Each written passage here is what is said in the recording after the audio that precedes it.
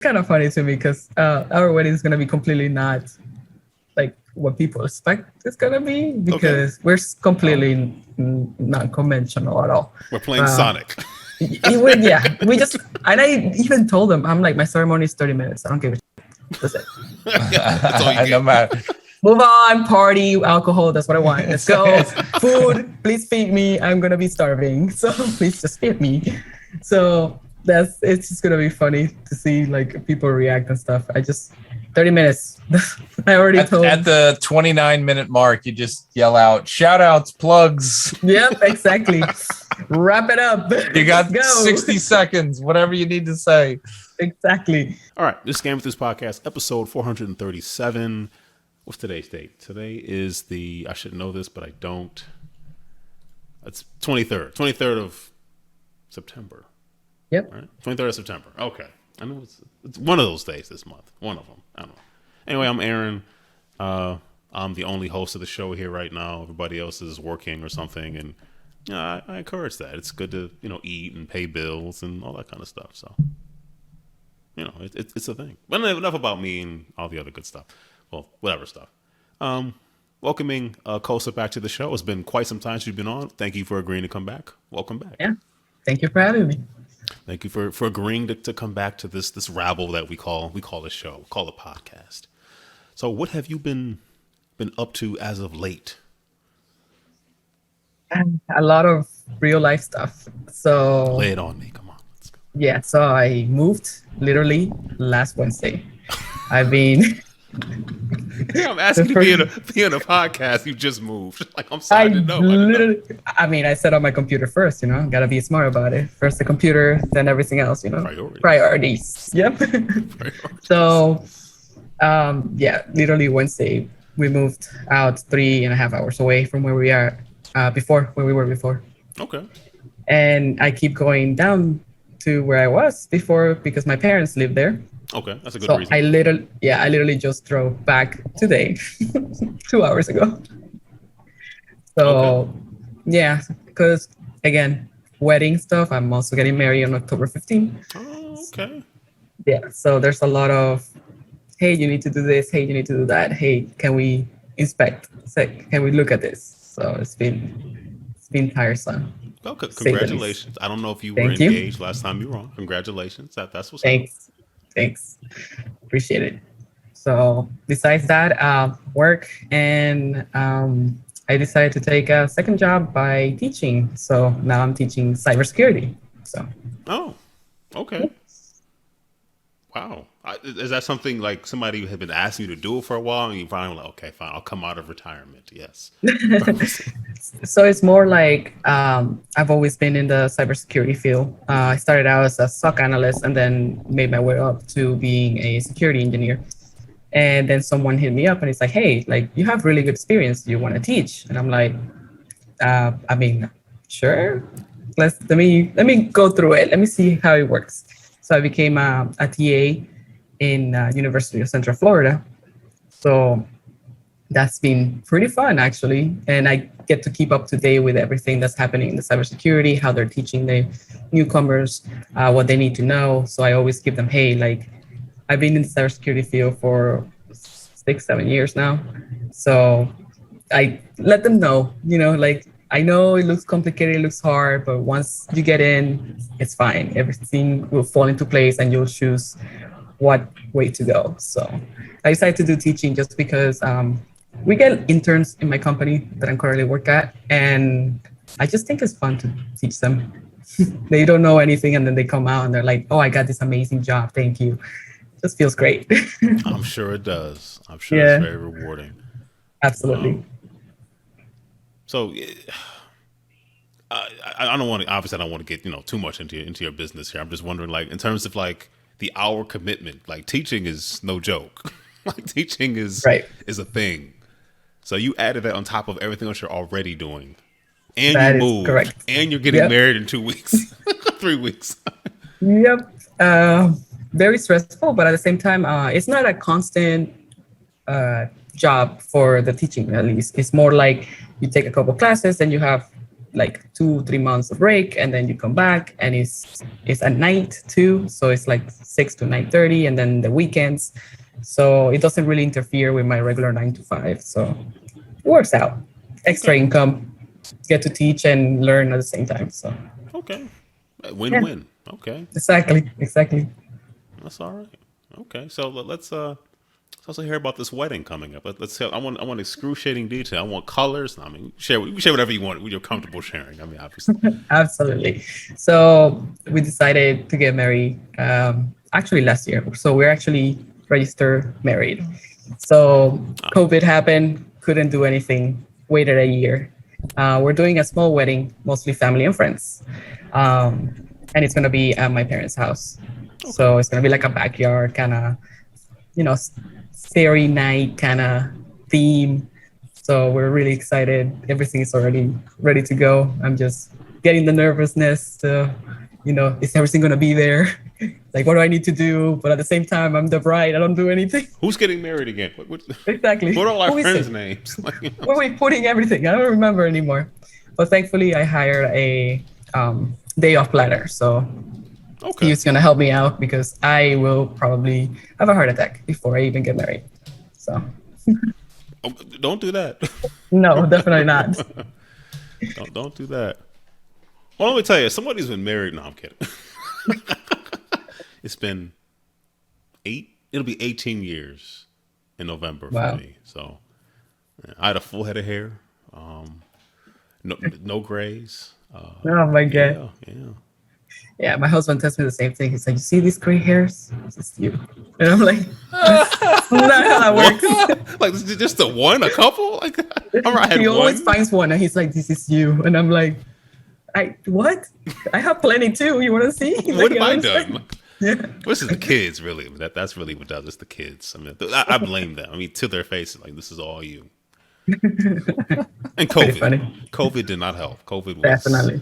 And I'm sure I was not alone, and just months of, I'm sure after the fact, we're just pure depression. I'm just pure flat out depression. But but it was a shared depression, so that helps, I guess. If you're, misery loves plenty of unfortunate company, right? I mean, that's definitely. I think it actually tested a lot of relationships. I didn't realize how much we were together all the time. And then we all got to work from home. So it's him on Zoom meetings, me on Zoom meetings, living in a tiny apartment. And we're like, I think we're going to murder each other. I think my wife wanted to move forever, but I'm pretty sure that being in the house, I'm on my, 5, at one point there were 6 of us because my oldest daughter, a friend of hers from college stayed with us for a little while, but then there were at least 5 people on Zoom calls and stuff, like every day. So we're like, we made it, but how do you escape? Like, you can.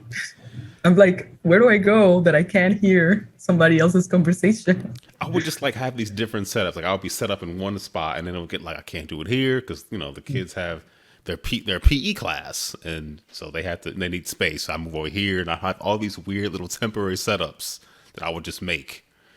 And I'm sure I was in good company doing that. It's one of those things, So right. But you get through it. I mean, you learn. If you didn't know someone well enough, it really you learned a lot. For sure. Yeah, definitely. You gonna eat that sandwich? Just like that? You gonna slice that? You gonna slice the bread like that? What's wrong with you? Exactly. This is a slice of pizza. Oh, never mind. Figure that's anything. Yes, James in the chat. COVID, it tested a lot. It definitely, it definitely did. And then for me, when I get depressed, I don't play video games. So it was really hard for me because I was like, I really want to play all these cool games, and then I just couldn't. I didn't want to. So it was kind of weird. So I started reading.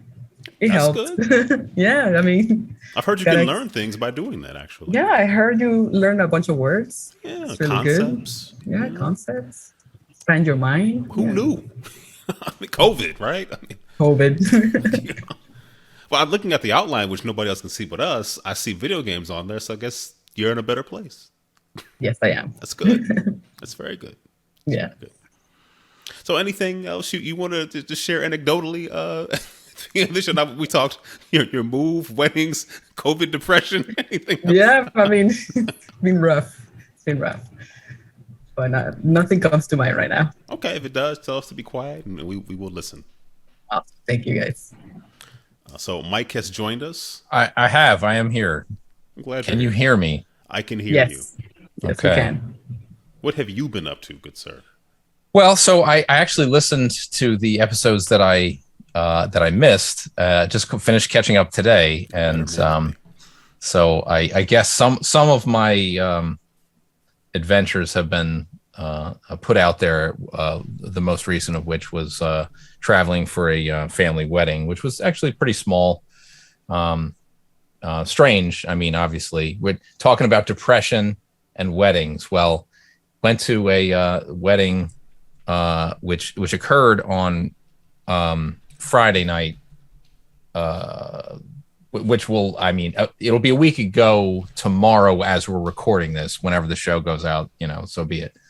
But the parallel for the depression for me, and I won't get into the details because I'd like to keep my composure, but we sadly had to say goodbye to our elder cat who missed dearly. And my younger cat is sitting on my lap right now, I guess, whether, trying to cheer me up or just trying to keep himself cozy.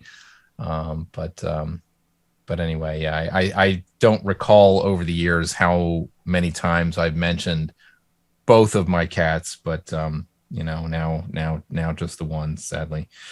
But anyway, yeah, I mean, other than those things, there's not a ton of just random stuff.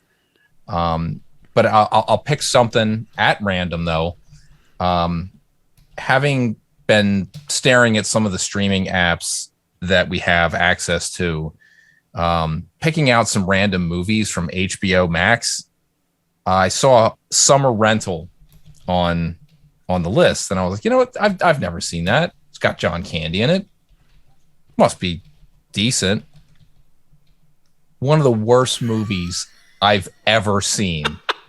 I felt bad for John Candy the entire time I watched this movie because, I mean, as far as Hollywood movies go, I mean, its plot was as thin as they come.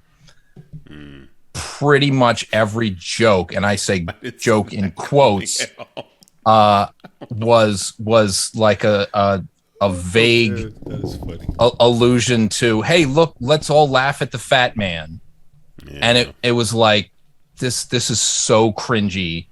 I mean, I literally felt bad for John, like that he had to accept this role, like whether he did it for the money or his agent said, oh, it'll give you some good exposure. I mean, the second most famous name in the entire movie is Joey Lawrence, who plays his son. He wasn't famous at the time, so. Well, no, I take it back. The sea captain guy was Rip Torn, so he was like the other sort of notable guy. Is Rip Torn alive? No. Okay. No, I think. I say that out loud, and I don't want to disparage. But let me just see. I think he did. I think he did pass a couple of years ago. 2019. Yeah. But really, yeah, it was like, okay, there was some rich guy that was like offended that he existed, and then they had a rivalry, and it just like the whole movie was just abysmal. So, and I was just like, you know what? Let me just see if the rest of the world agrees with me.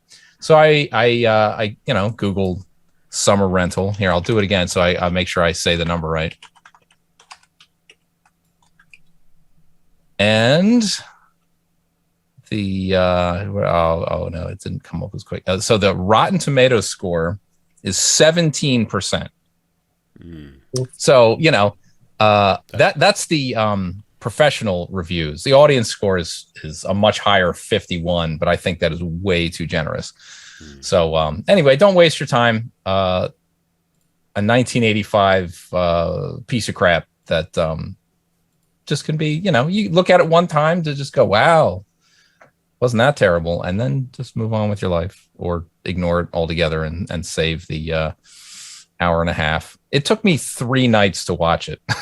Oh my God. That's telling you something. I fell asleep on it at least 4 times.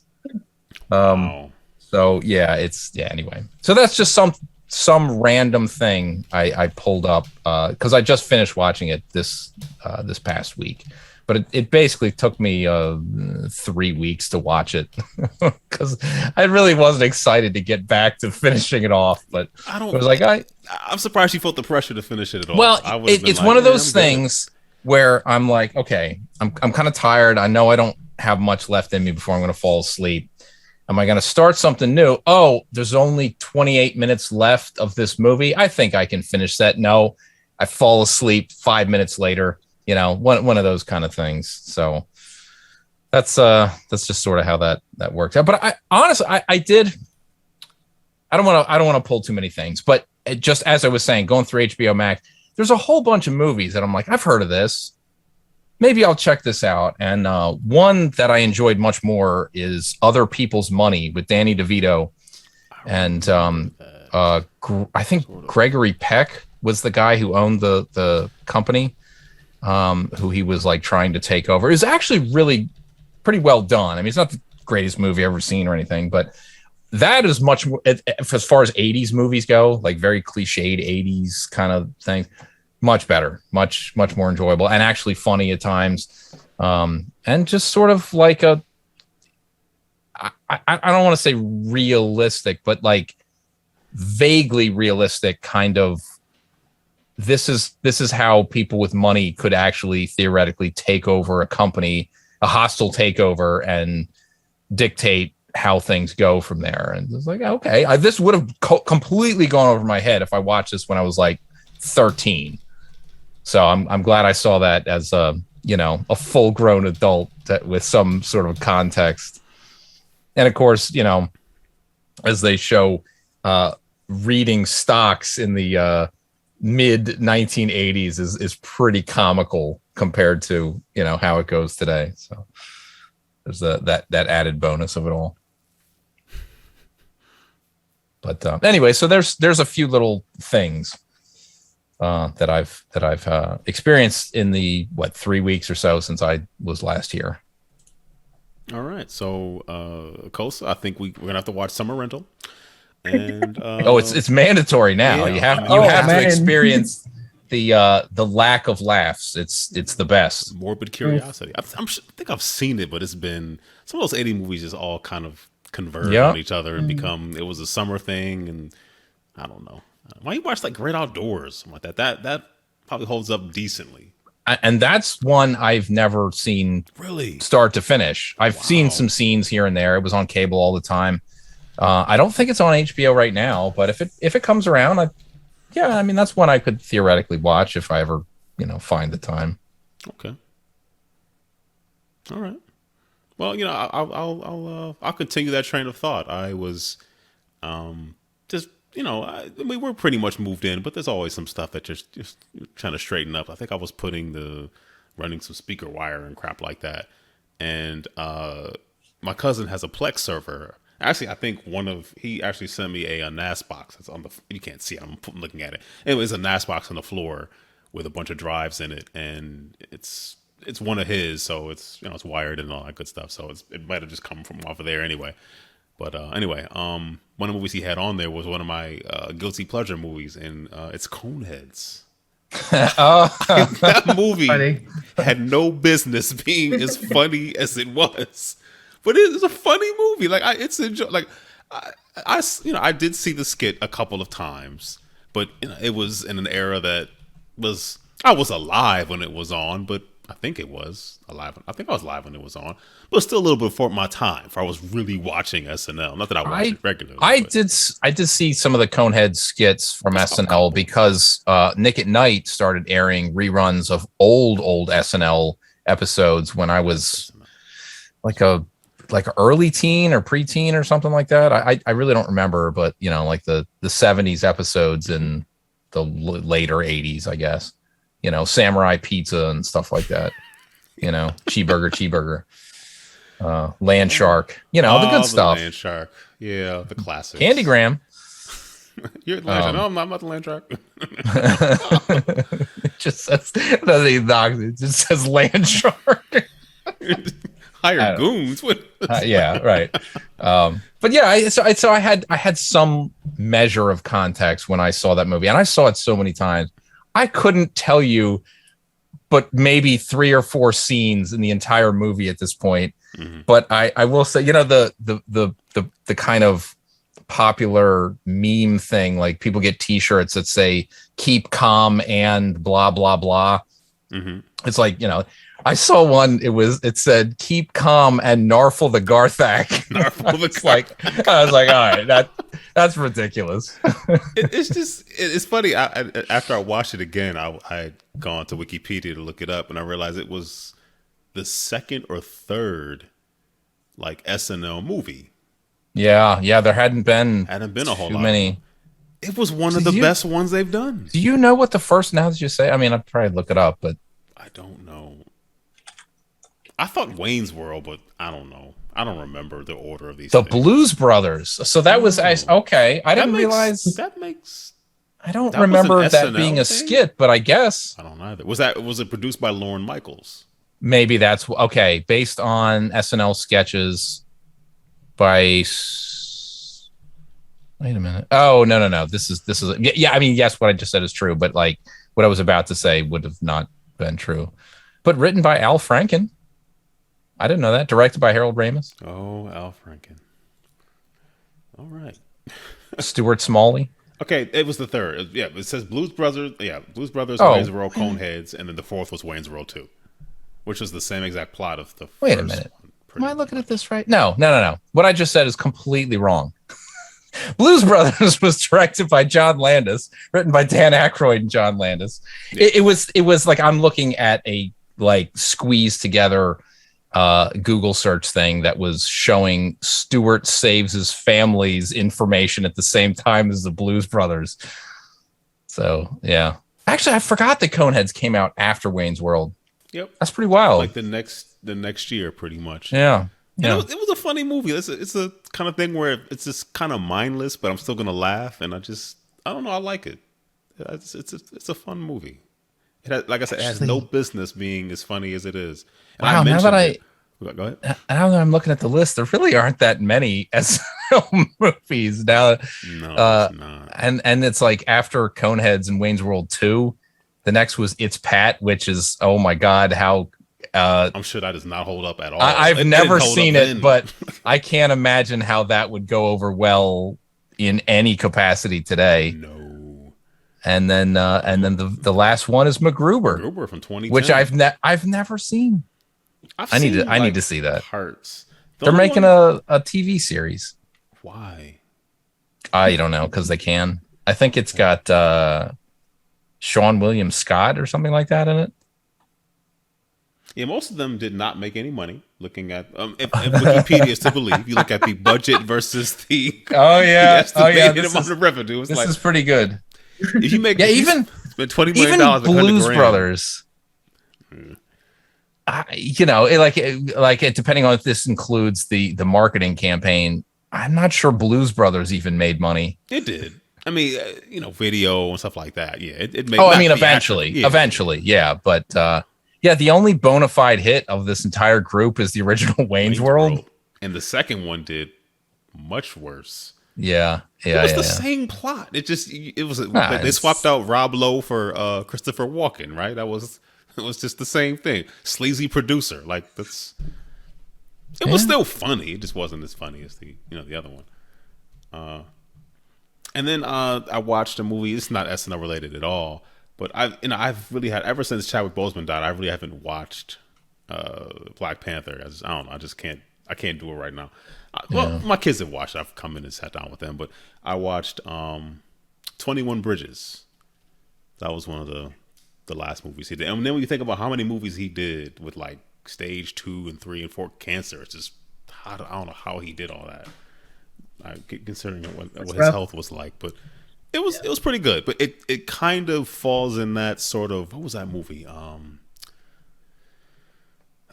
Was it The Negotiator? Samuel L. Jackson. That awful guy we don't talk about anymore. He was a hostage negotiator. And these movies were like, it's often like somebody does some horrific crime because the police officers either don't get paid a whole lot, or it's always there's always some Speed. reason to justify, like, you murdered all these people because the retirement wasn't what people thought it would be. It's like, it's exactly, it kind of falls into that kind of like see, a movie, you're watching it and like you're trying to figure out like what the plot is, what the twist is, and you realize like we're halfway through this. So clearly, if the people we thought were the antagonists are either like, if it's kind of wrapped up or heading there, it's like, well, clearly this is one of these. It has to be, I have to go all the way to the top. The mayor is getting shot and thrown out of a building at the end of the movie. Whatever. Sort of like a McBain. Just whatever. But, no, it was enjoyable. I did enjoy that movie. So yeah, and I kind of feel like that's it. I don't know. 2 days from I did retirement. Something else. I can't remember what it was. Kosa, do you remember what I did? I don't know, dude. No. Definitely not. I can't hear you for some reason. That's my. Wait a minute. Let me see. Say something else. I'm here. Okay. Still here? It was my earbud. It was messed up. Still here. You are. I was gonna say, I didn't touch anything. No, it's my earbuds are kind of silly. Anyway, Coneheads. What games you been playing, Kosa? Let's talk about that. All right. So mostly on the Switch, because it's so easy just to take it anywhere, and just, if I pack my PlayStation 5, you get me? Like, there's no way I'm gonna carry that anywhere and not get mugged. So I'm just leaving that. They're falling from the sky. I mean, you could just walk outside and find one. It's PS5. Put my name on it. God. So I've been playing. There's this game that came out in 2018. Octopath Traveler. I never got a chance to play it ever. I did not spoil. I did not read anything. I was craving JRPG. I wanted to play RPGs. It is one of those. Yes. So I definitely wanted something like that. But at the same time, the nostalgia of like, the sprites and the art and everything just kind of like attracted me to it.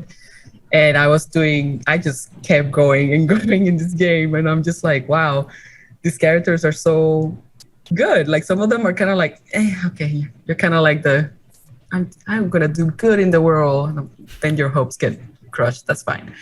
But it's one of those things that I'm like, some of these characters have really dark stories. Like, wow. Like, I'm just like, oof, it's a little rough, but okay. And I'm enjoying the whole way through. I haven't had any issues in the game at all. So I don't know if it's because of, this is what I always used to play before when I was younger. And so everything is so easy to pick up. But I really like that game. Like, so far, I haven't finished it. I'm barely over chapter 1 of all the characters, but it's been so much fun. But sometimes I have to take a break because I feel like every time I turn it on and then it's like 8 hours later, it's like, oh God, where am I? So how many hours are you in just for, you said chapter 1? I pretty much I like grinding a lot, but I read somewhere that that's a bad thing to do in this game. So I'm like, I want to say 15 to 20 hours in it already. Okay. So yeah, I just grind a lot, and then I go back and it's like, oh wait, I got this skill. I go to the city again and get the stuff. I really like the fact that each character has their own little special skill. It's really cool. I just go and do that and level them up. Because every time you pick up the characters, it's like, you're level 1. It's like, oh God. And then everyone else is 11 and you're like, okay, he's going to get murdered in like 2 seconds. Hold up. But you need him. But I know how like RPGs are. So I'm like, they give you this character, you're gonna need it in the battle for the boss. So I have to, level him up, get him up to like level where everybody is. And so far it has been pretty fun. I've enjoyed it. Is there a sequel to this game? I feel like is it No. just the one? I feel like is this the game where like it's an RPG. I'm not gonna describe it. It's like a diorama kind of. It looks like that. Am I thinking of the right game? It's kind of like it's sprite based, but it's like very beautiful, like very layered and yes, very layered. Okay, during the Nintendo Direct, they showed some game that honestly I don't remember because I'm not really an RPG guy. But it looked like it wasn't. I don't think it was a sequel, but it definitely looked like it was in the family of the Octopath Traveler game. But right. Yes. And they put out I think they. Is it Square Enix that they put out a demo for it, and they want feedback. I can't think of the name of it though. The one that's is it the tabletop one or is it the other one that they show? There was two of them that they showed there. Oh, it wasn't the tabletop one. It was another one. I'll look it up. But yeah, it looked. I looked at it and it reminded me of Octopath. The same kind of the colors and a lot of brown and yeah. I'll pretty. What that was. It's been a fun game so far, and it's a newish game. The game that I've been playing is I didn't expect to play this. I saw somebody on Twitter play it, and I'm like, that was kind of interesting. So the name of the game is FUGA Steel, Melodies of Steel. Okay. Never play any of the. Apparently, it's a series. It's called Little Tail Bronze series, and it's kind of like it's an RPG. It has RPG elements, but it's a turn-based. The story is what got me. The first tutorial chapter just destroyed my heart in like 2 seconds. It was horrible to watch. I'm like, Jesus Christ, this game is aggressive. It's literally about this. They're animals, like it's anthropomorphic animals, and it's dogs and cats. It's what it is. Based off World War II. Or similar to World War II is happening there. The kids leave the village. They're 12 is the oldest one, I believe. And they find this tank and they want to go back to their village and rescue their families. But the way to go about it is that inside this tank, they have to go through. They're called the Burmen, but they're kind of like Doberman looking Germans, I guess. That's what it's supposed to be. And they go and attack with the tank, and the tank has like special powers. There's a voice that they call it like God. They think it's God talking to them. But the way to use the most powerful weapon in this tank is to sacrifice a kid's life. One of the kids. It's like 12 of them or so. Kind of traumatizing. I don't know how to respond to that, but okay. The tutorial was so like heartbreaking, right? Because you learn about their stories, you learn what they go through, right? Kid stuff, right? Like, oh, I don't fit in, I'm the new kid, I'm from a different town, nobody knows me, I don't matter, kind of thing, right? So it hits like really strong points. And then you have to make the game's tutorial makes you make a choice. Oh, you have to sacrifice one of these. Like now, there's no other choice. Okay, an option is to stop playing, right? You can just say, you know what? I'm out. I don't play no more. But I wanted to see what was happening. And then the trauma of the kids, because then they are affected by it, right? It's like, oh, one of them goes there. You have this super powerful cannon beam that goes through, and finally they realize what they just did. They're murdering people. You get me? These are kids, and they're just. You get me? This sounds. Oh my God. Yeah. It's super aggressive. I mean, I would hope that's all in service of a larger point, maybe hopefully. Somehow. Yes. I mean, narratively speaking, not in a realistic way, but in a hypothetical what if imaginary kind of a thing. Yeah. And it's kind of funny because I was just going through the tutorial and I'm like, Jesus Christ, this is very aggressive. And then at the end of switch almost. Yeah. And at the end of the tutorial, it does this time traveling backwards. Mm-hmm. So now you're at the point where like you haven't sacrificed anyone, and I'm like, please tell me I don't have to do this again. I'm already traumatized with this. But it's trying to teach you the mechanic, like, hey, like if you get stuck in this game, you might need to do this. And it kind of forces you, like, depending on how you play, you know how RPGs are, you gotta never use it again. Unplug it. Okay. Yeah, it's extremely dark. Rip it out of the wall. I never expected like to get into this game, but I just like the design. It kind of reminded me of, it kind of reminded me of Advance Wars, right? Like I'm a huge fan of Advance Wars, and I can't wait to play it again. Yeah, I can't wait to play it again. And I saw that as a picture of somebody playing, and I'm like, oh man, this looks kind of cool. And they seem to be enjoying it. But then I play it, and I'm like, this is really dark. Oh my god, like, what am I playing? But I'm still gonna play through. There has to be more than just, let's just murder, I would hope so. Yeah, it has to be more. Definitely dark. Like, I was shocked. Did you finish the rest of that narrative for the murdering of these kids yet? No. We're at the ship soon. I'm getting to it. Yeah, it was so bad. Like, I was just confused because then, like, they make you feel for the kids, right? They all tell their stories. And I think the youngest one is like 4. Like, you get me? Like, she doesn't know what's going on. And then there's thoughts, and you get to talk to them. And it's like, you're going to make me choose? I don't want to kill any of them. Oh, jeez. I'll take the news. I'm uncomfortable just listening to you describe this. It's it is so aggressive. People walked into a room with a whiteboard and were just like, you know what? We need something that's going to make people care about it, but like in the most transparent way, but they won't be mad at us. They'll be mad at themselves. Yeah, seriously. And it's kind of, I mean, that's literally what it is. It's like, oh, you think it's nice and cute? Okay, cool. It's not. Like, you make a choice. You are God. You're literally playing God with this kid's life. Are you kidding me? I don't want to do that. Somebody in the chat just said, Kane Dell said the things that get talked about when Tiny isn't here. It's like, yeah, like when people say like God mode or, God simulators, this is not what I'm picturing. Not at all. Like without giving you a choice, like you have to choose one of these. And I'm like, what? Which one? I'm sorry? They all have families? They're waiting for them at home? I don't know. And then to make you care of, I mean, when I watch a movie and they make me care about a character and then inevitably like throw them down an elevator shaft, it's like, yeah. No. You're like, why? But like, this is like, you can see all the strings, but it's still effective.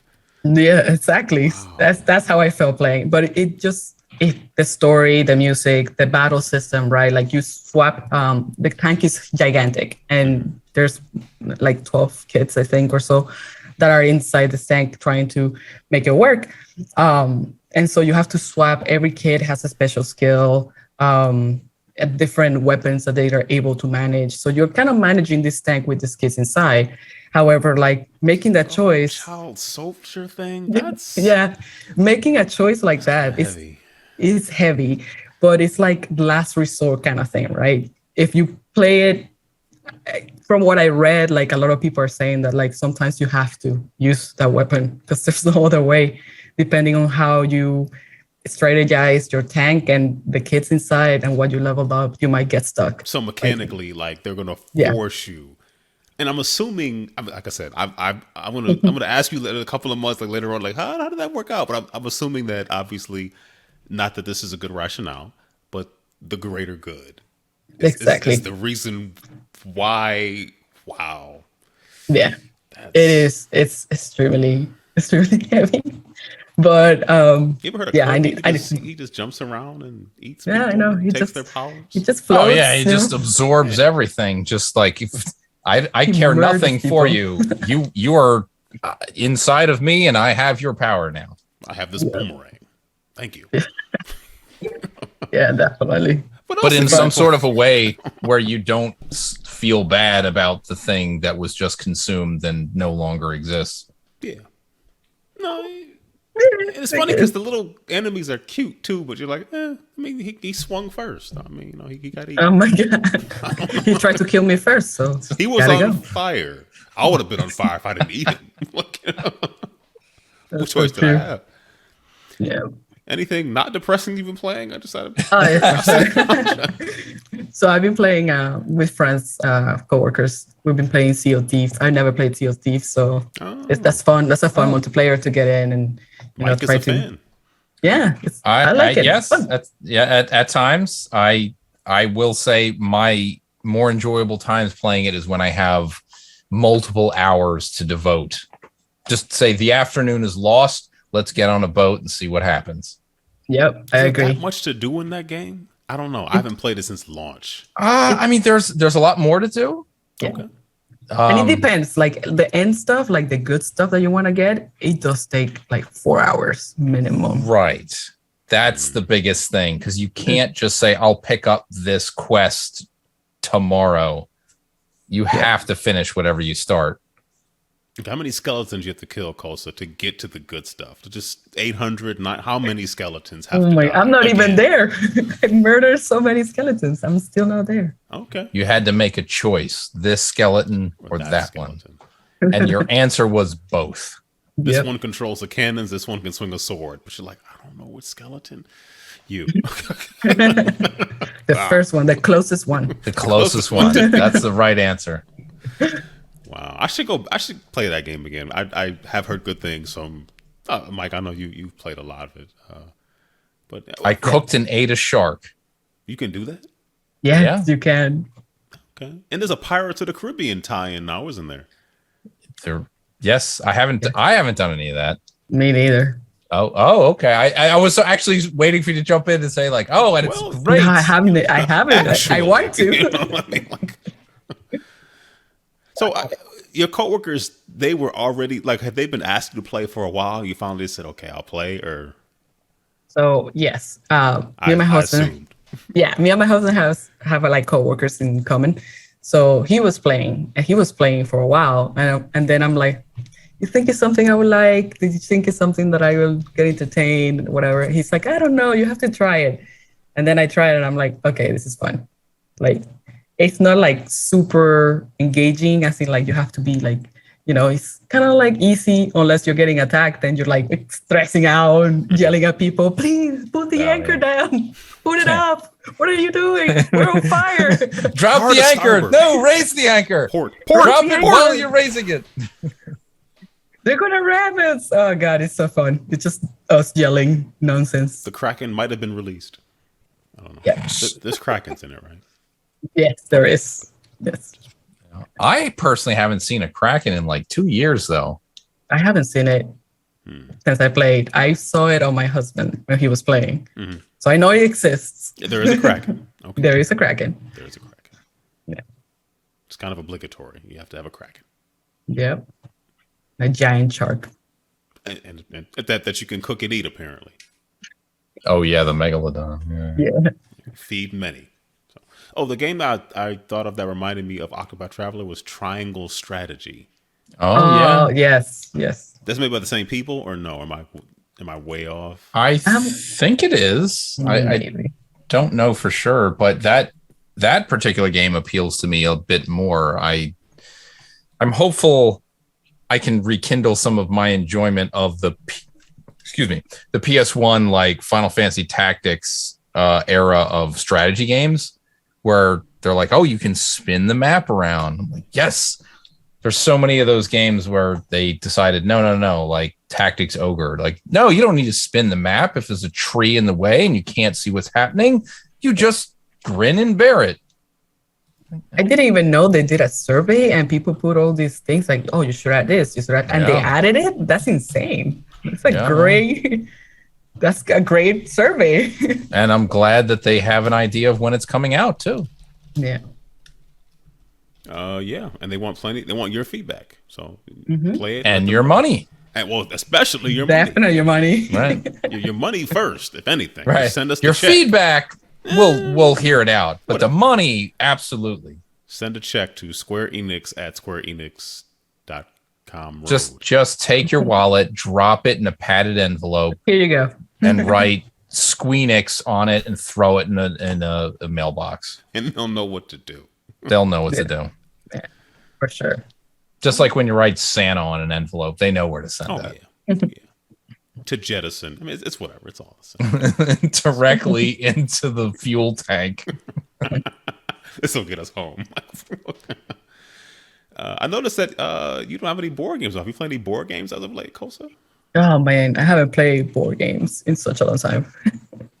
Oh my god, I don't know what to say. I know. I have both hands up. I'm surprised Aaron is still sitting on a chair. It didn't fall to the floor. Yeah, I have not played board games in such a long time. I think the last board game I played was like Dragoon or something like that. Be still my foolish heart. I don't know what to. Oh my gosh! Say, why are you even on this show? I didn't say. And there's that. so many good ones. There's so many good ones that I want to play for sure. It's just like now that we moved, we don't know anybody here. Oh yeah. I mean, the understandable reasons. Yeah. I guess one thing I should have talked about that I didn't, because I'll talk about when I talk about my games I play, is I finally had some folks over to play at this lovely table behind me, which has stuff on it, but it is lovely. But anyway, nice. Yeah, but you're right though. It definitely it finding a group to play with, the people to play with, does slap differently when you're talking board games, because you're doing it in person. But I'm sure you'll find maybe a local store or something like that. And yeah, for sure. Especially where I'm at right now. Probably more than likely. So they might find you this weekend. Somebody knocking your door. I have a board game and heard you like them. You want to play? A knock at the door. I assumed you were interested in a board game. Are you crazy? Of course.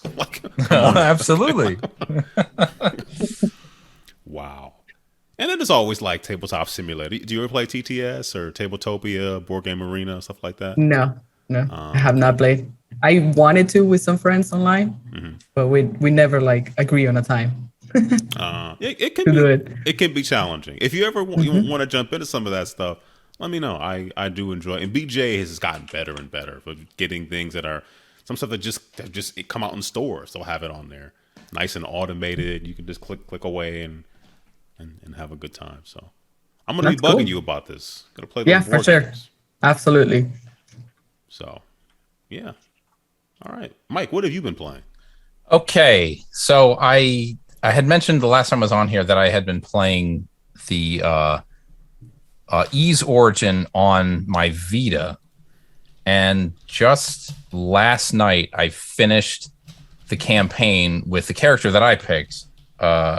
It's when you start a brand new game, you have your choice of a young woman or a young man. And I picked the lady whose name is Unica Tova.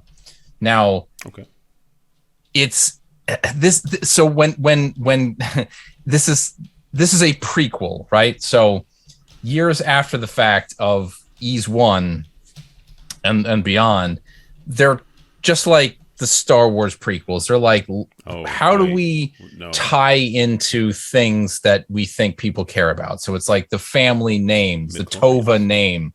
It's like, well, but this is hundreds of years before, right? So any character that's in Ys Origin, you'll never see again outside of the goddesses of the land of Ys, which aren't really characters in the versions I played, but known to exist.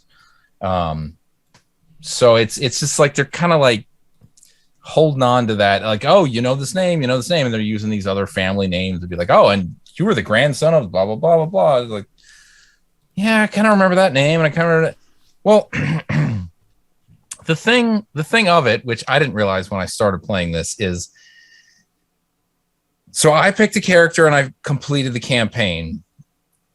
As I kind of took a look at the internet as I was playing this, come to find, to finally finish the entire game, you then need to pick the other character, finish his campaign. That will unlock another character, play through the entire game a third time using that character, and then you will see the true ending. Oh no, it's one of those. And I was like, you know what? Do I care, or is YouTube my friend? I'm not sure, because a lot of the reports are like, oh, but it'll be so much quicker the second and third time around. And I'm thinking, how is it any quicker? I already started the game on easy mode. Like, I had the least amount of grinding possible. There weren't that many puzzles to just stare at and figure out. Just a couple, and only one that I needed to look up. And it was all because there was an item that I forgot that I had and what it did, and they hadn't reminded me in a long time, and so on and so on. But I did just pick the beginning of the male character's story. But so his name is Hugo Fact. And as I mentioned already, the family name thing seems to be really important. In the original Ys Book 1, the ultimate bad guy that you fight, his name is Dark Fact. So I'm already like, I don't know, is this guy going to be like ultimately one of the bad people? I really don't know. Like, there wasn't anything that really led me to that thought in playing the campaign that I did finish, but just knowing that he's got the same last name as, the final boss of the original game is kind of like, I think there's going to be something there for that. So I don't know. I'll poke at it a little bit, or I may just kind of give up and say, YouTube will help me out, and then I can move on to some other Ys titles or something else in general. I mean, there's so many things coming out that I'm just kind of like, they just announced some stuff for the Switch that seems at least a little bit interesting, but we'll see. There's a lot of stuff that potentially might be the next thing. But one thing I did, I have to look this up because I don't remember the names of a couple of these titles, but I am still playing a lot of the AtGames Legends pinball machine that I have, and some new tables were released a couple to 3-ish weeks ago, and these 4 titles are based on 4 Taito brands. The most famous of which, to me anyway, is Operation Wolf, which I was kind of excited about. It's like, oh, this could be really, really good. Operation Wolf pinball? Well, so they're all just like, as I mentioned before, like the one that I really enjoy the most, and I have spent by far the most amount of time on, is the Darius table, which really, it doesn't really exactly have anything to do with any of the Darius games, doesn't use any of the original Darius music, but it uses the artwork on the table, which I think the artwork on that table is phenomenal. Like, if I could get a poster of it, I would buy that. That could be a ring. I'm sure somebody somehow has got one. I mean, it's totally cool. There's the lobster guy, or the squid dude, and the other. Yeah, it's all fish. Anyway, so the 4 tables that were released: Operation Wolf, Zookeeper, Shack and Pop, which I'm really not familiar with at all, and Elevator Action. I know what that is. And I tried them all out, and Elevator Action and Shack and Pop, I was like, I don't care for these at all. I played them like twice, and I was like, done. Operation Wolf is sort of emotionally crushing because I was hoping it was going to be really good, and all it is an exact clone of the Space Invaders pinball game that they released in the previous pack, with new skins and some different sounds. But it's the game itself is 90% exactly the same board, and consequently I only played it like twice, and I was like, I don't care. So of these 4 tables, Zookeeper is the only one that I think is actually worth time, and it's decent. It's pretty good. I still like Darius better than this one, but it's got a few more things going on, a few more things to target. It's got some really irritating sound effects at times that are supposed to be like various animals like crying out as you like hit target A, B, C, or D or whatever. But I kind of got used to it, and it's like, yeah, it's all right. The scoring structure is a little bit more iffy. Like the big money targets on it, the big point targets are not things that you can hit without luck, and in that way, I think it's kind of like it's just not as good of a table, but it's respectable. It's good. It's one of the ones where I feel like I don't lose a ball out of my control a lot. Most of the time, if I lose the ball, it's because I screwed up or if it's on the far one side. But down the middle, it's actually, you can keep control of the ball decently. So I think it's a very fair pinball table. So anyway, that was kind of a cool thing. The last thing, the other night, my wife she's like, how about we play some this or that, whatever. I said, you know what? When Aaron came over, he brought this game Patchwork. Yes, he did. Said, let's try this out. So we pull up, just like I always like to do, pull up the YouTube video. How do you play this game? Found one that says, explain Patchwork in 2 minutes. We watched it. I was like, I don't understand. Found another YouTube video that was like, explain Patchwork in 3 minutes. I watched it and I was like, okay, I'm getting there. I get some of it, but I still am not sure how to play this game. Then we moved on to another video that was like 7 or 8 minutes long. And I watched that and I was like, okay, got it. I got 90% of it. Now I can consult the rules to kind of like help me on the last few things. We start a game. The arguing started immediately. But only about the rules and I'm sorry. I didn't know. But like we did get on the same page because like it was just a miscommunication thing. But brief, like it did not take long at all before it was apparent that this wasn't going over so well.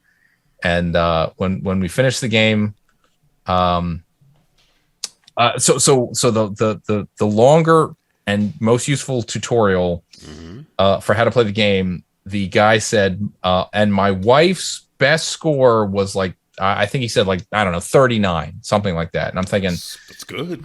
That doesn't sound like a really high number. I don't know. I won the game with a total score of 3.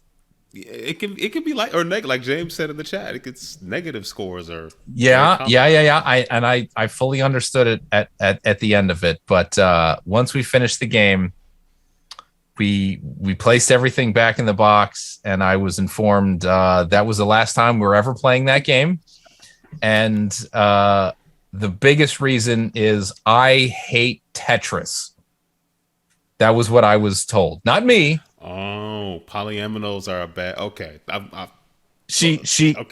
which she started mumbling about very quickly into the game. That was the biggest problem. It wasn't the rules or the the board or anything like that. It was, and I could tell, that is not her forte. She's not interested in giving it another shot either. Okay, fair enough. I'm glad. Good. I'm glad you told me that. I appreciate that. I thought it was an entertaining game, and I would definitely be up for trying it with somebody else who is not disinterested in playing again.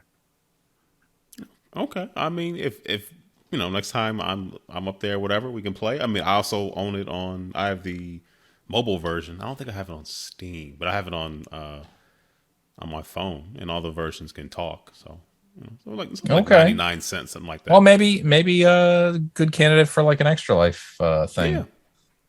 Okay, I wish it went over better. I thought I mean, you all like point salad. Yeah. She still likes point salad. In fact, she was just kind of like, I wish we had played some point salad. Aaron is never invited to this house. It's again. Really, it literally is. It was just the putting the shapes together thing that was like a total deal breaker. But that's good to know.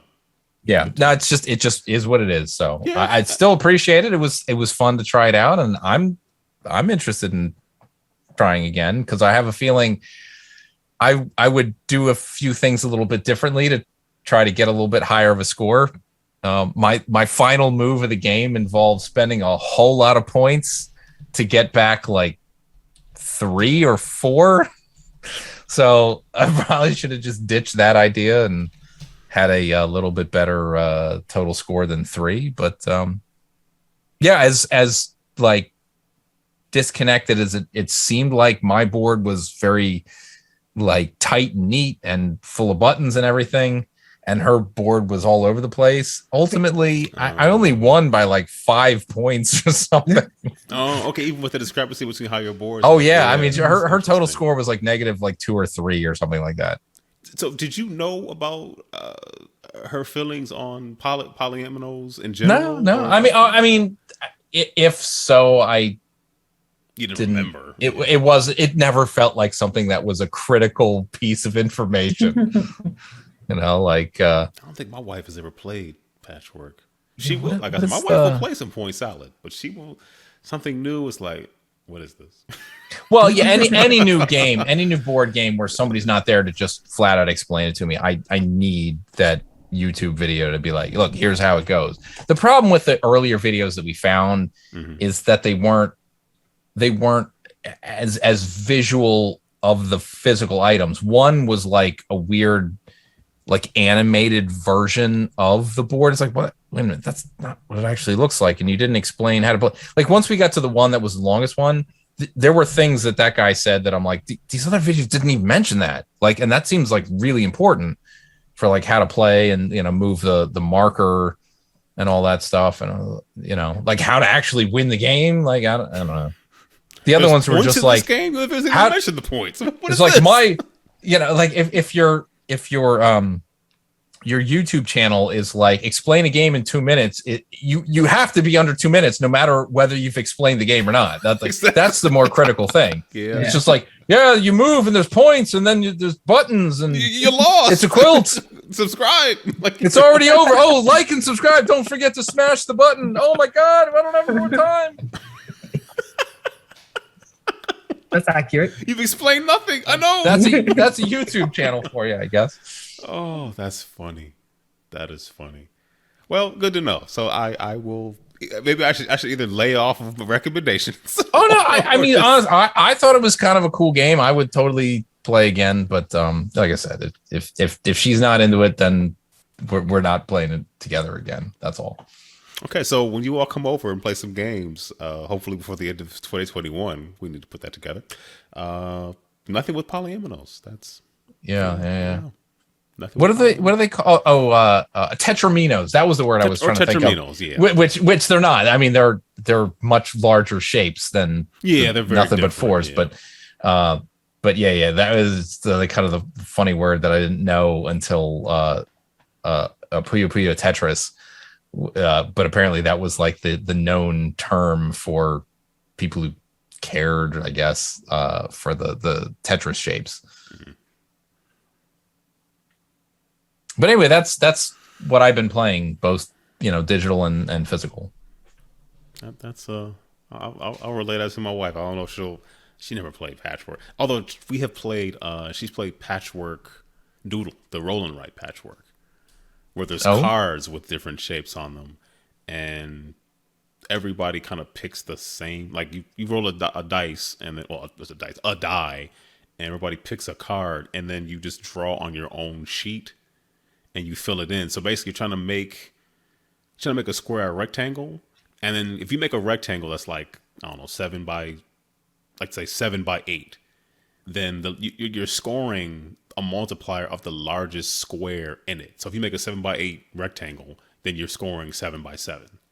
So you get 49 points. It's different. I like it a lot though. Yeah, the one I guess you call it a card, like what, like the cardboard like piece for the one person to get the 7x7 bonus. I did get that because that was like what I was focused on. And even with that 7-point card, the total score was 3. Yeah, wait, if you download the mobile version or the Steam version, like the piece, the AI beats me like a lot of the time, or I'll have like -10 or something like that. I don't think I would. I mean, I get the idea of practicing to get better against, but that doesn't feel like a game that I would enjoy playing against a computer much. It feels like a game. You'd be surprised. Yeah, a lot of the conversions, like Mike J and I play. Well, he haven't as of late, but a lot of Splendor. But if you play the AI in Splendor, you can get better. Because you have to get better at your engine building because the AI knows exactly what to do. So you got to be on your game. Yeah, so. I hear you. So well, I'm glad you tried it. So we did, and thank you for bringing it over. I'm happy that we had that opportunity. Nothing has universal appeal, so well, that's good. That's good. I guess to continue on the train of thought from Analog Games is I had a chance to check out a game called Hamsters and Hippos. I made a portmanteau. It's kind of for kids, but it's playable. Was it 1 to 4 players? Basically, you have all these different tiles. You lay out like a 5x5 or like a 7x7 based on how many players you have, and everybody picks a hamster. And on your turn, you can move and then flip over one of the tiles. So the tiles, I can't talk. You're trying to collect lily pads. No, lotus flowers. So what you're doing is some of the tiles you flip over do nothing. Some you fall in the water and like lose one of the lotuses you have. Another one lets you steal a lotus from somebody else. Or one of them is a hippo. So if a hippo comes out, you're out of that round. Like you're just done. And then if the second hippo gets flipped over, anybody left in the game is out of that round. So it's a push your luck game where you're moving around and you're flipping things over and you're collecting these lotuses, but they're temporary. You only can keep what you've acquired if you remove yourself from the pond. Like if your action is just, I'm out. So I've collected 6 of them. I have 6. I put them on my little board and I have 6 for that round. But like I said, push your luck. So the longer you go, you can earn more points. But then if the second hippo comes out, you're done. So it's fun. I played the solo mode where you kind of add this. There's only up to 4 hippo cards, so you just you start off with like 1 or you start off with 2, and then you play. I think either 1 or 2. You play 4 rounds, and you're trying to get a certain score by the end. Oh, it's pretty fun. It is for kids, but I did enjoy it. You're controlling all 4, but there's rules in the solo game where you control all 4 hamsters, but they can't be on tiles adjacent to each other. You can't move the same hamster twice. So there's some things that make it a little harder to just, move around, do whatever you want. So that was pretty fun. Kyle, right? So Kyle came over, and a friend that I had, his friend Brian came over. I met him when we played some Terraforming Mars online a couple of times on Tabletop Simulator. But he came over and we played Photosynthesis, which was interesting. Kyle won. He didn't really like it. So Photosynthesis, and he made it. It's funny. He made it very clear. It was hilarious. He's like, I like this. He's like, no, I'm winning, but I'm never playing this again. It's a game where you start off and you basically you start off with like 2 small trees. I think James likes it. You start off with 2 small trees. The whole point of the game is you're placing your trees in a spot, and the sun basically. The rounds are basically like the sun rotating around the board. So you like actually move this sun piece around the board. And then every time you basically go from a phase where you move the sun to a certain spot. It's like 6 different spots on the board. And you earn sun points. But if you're obstructed, you don't earn anything. So if there's a tree that's the same size you are or larger, you get no sun for that tree. And vice versa. If you have a large tree in front of someone else's small tree or medium-sized tree, what have you, you block them. So it's almost like it's a game where like you think you're smart from one angle and you realize that all the other angles you earn nothing, but you won't know. But like you have to kind of think like 3 or 4 steps ahead. Like if I put my tree here, this works out well from like these 3 angles, assuming that no one else builds, grows a tree in front of me, but it can all change. So you have to be comfortable feeling like smart and then dumb. Like for the rest of the game. So it was, I don't know, I've had it for a little while. I never played it. It was fun. I would play it again, but I definitely would maybe play a little differently, because even once you go from like a small, how you score is you have a seed. So you start off with a small tree, so you have something that's growing, but then you can either plant more seeds, and then as you go from a seed to a small tree, a medium tree, and a large tree, and then from a large tree, you're basically like harvesting it. Like I guess you're chopping it down and to earn like victory points. And the number of points you get are based on where you are on the actual board. Because some spots have like 3 leaves, 2 leaves, 4 leaves. And the 4-leaf spot, there's only one 4-leaf spot in the very center, and you earn the most points for that one. Yeah, it sounds complicated, but you kind of do the same thing over and over again and just see just how dumb you are. Because my placement was so bad. It's like the definition of insanity. There you go. But I mean, you get to place your trees. You get to place 2 trees on the board at the very beginning, and then the size of your tree also indicates how far you can project whatever seed type your tree has. So it's Kyle didn't really like it because even though he played well, he didn't like having to constantly think 3 or 4 steps ahead. He's like, it's just too much. No, I understand it. I get it. Yeah. The components are like lovely. Like you have all these like 3-dimensional trees. Like you just put these little 2 pieces together and all these trees, and it's a very pretty game. So, James said it's the most thematic abstract he had. It is a very abstract game, but it's very strategic. So I liked it. It was pretty fun. We played more Cascadia. That game is so. It's funny, Mike. I think you all might like Cascadia. There's no. See, now I'm afraid. You should be. I mean, this is a game where like you have a communal set of cards for scoring, and you're trying to arrange your own little tableau of tiles and tokens on them to score the most points. So you want to have a run of salmon. So you want to make sure you get the salmon connected. You want to have certain formations of bears. So you want to have. You might want to have a fox that's surrounded by all different animals or different pairs of animals. So you're kind of fighting over, like, not fighting because you can't really fight over it, but you're trying to get certain combinations of tiles and tokens in order to fulfill and get the most of those points. So everybody kind of has the same resources, and you're all competing within your own little tableau to build it out to get the most points. So we had fun with that. And then my youngest really wanted to play Unstable Unicorns. So we did. She lost twice. She wasn't happy because normally she beats me. And she was talking a little bit of trash too, but and then she lost. But, that's life.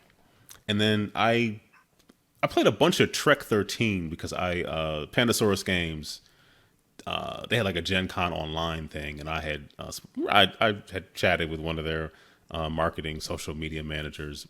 She reached out to a bunch of content creators, said, hey, do you all want to run a couple of games, online on a board game arena?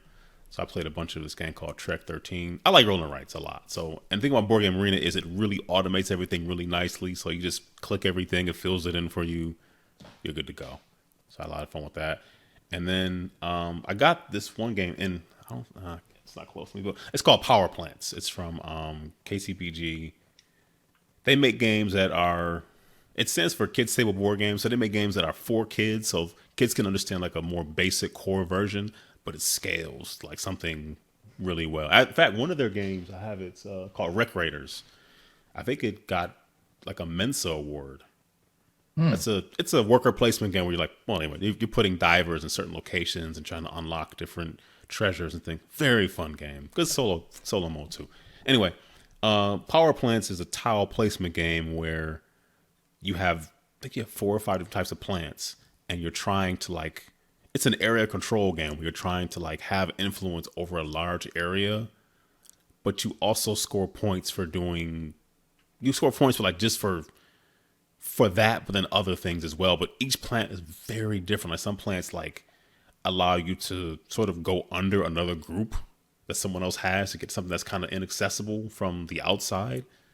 it's pretty strategic, pretty thinky, but it's still approachable at the same time. And that's kind of what KTBG does. They have games that just work on those multiple levels. Like, hey, great for kids, but then you're like scratching your head like, wow, like what do I do?